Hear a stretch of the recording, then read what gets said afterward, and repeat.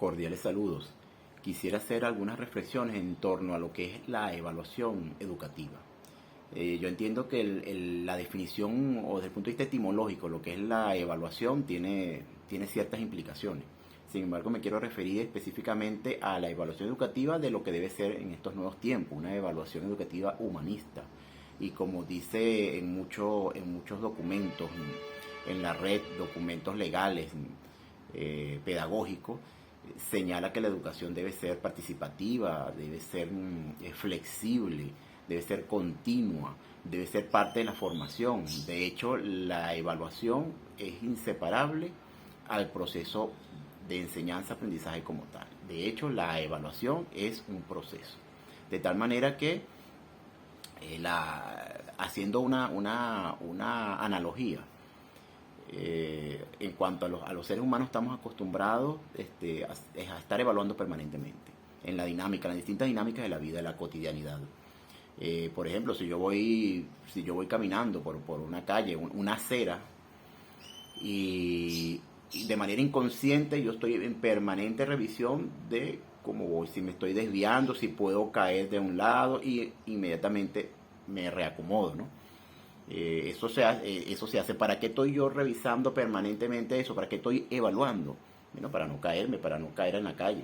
Si yo, por ejemplo, quiero recortar una hoja por una línea, agarro mi tijera y empiezo a cortar,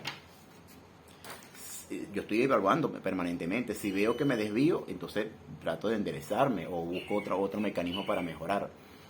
Pero no quiere decir con eso que si yo veo que estoy cortando y me desvío, voy a asignar una nota.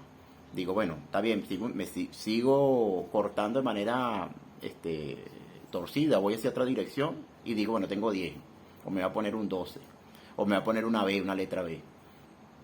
Lo que quiero resaltar con esta analogía, quizás un poquito burda, es que así debe ser la evaluación educativa. No es simplemente asignar una calificación o tratar de hacer corresponder una letra, de estimar una letra o un número. Eso no está descartado, pero que no quede solamente en eso. Es decir, que yo activo un proceso educativo y simplemente voy a señalar como la evaluación de ese proceso educativo lo correspondiente a lo que implique el llenado y la corrección de un instrumento de recolección de datos, por ejemplo, o de una entrevista. Eso tiene que ser un proceso continuo. La evaluación, repito, es un proceso, y como proceso implica toda una temporalidad y una serie de dinámicas y de acciones y de procesos como tales, como ya valga la redundancia. Entonces, ¿cuál es el planteamiento? ¿Cuál es la reflexión? Que definitivamente no podemos seguir asumiendo la evaluación como la asignación de un número, o confundiendo evaluación con estimación, con medición, sino algo más profundo, y que sobre todo ese proceso de evaluación como tal es inseparable a otros tipos de evaluaciones. O sea, es difícil decir que una evaluación diagnóstica se separa completamente a una evaluación formativa, una evaluación o incluso a los otros tipos de evaluación como autoevaluación, coevaluación y heteroevaluación. Si yo estoy haciendo una heteroevaluación a unos estudiantes, incluso esa misma heteroevaluación que yo esté realizando permanentemente puede dar insumo a una autoevaluación de mi propia práctica como tal. No es que yo me pueda sentir orgulloso o simplemente digo es un problema de las y los estudiantes cuando hay un alto índice de aplazados o con una calificación baja, y simplemente queda así. No, debe haber un proceso de revisión. ¿Por qué pasó eso? Claro, no quiere decir tampoco que sea culpa de la facilitadora o el facilitador o el docente como tal, pero sí hay otros elementos ambientales, sociales, culturales, en fin, que pueden o tienen influencia allí.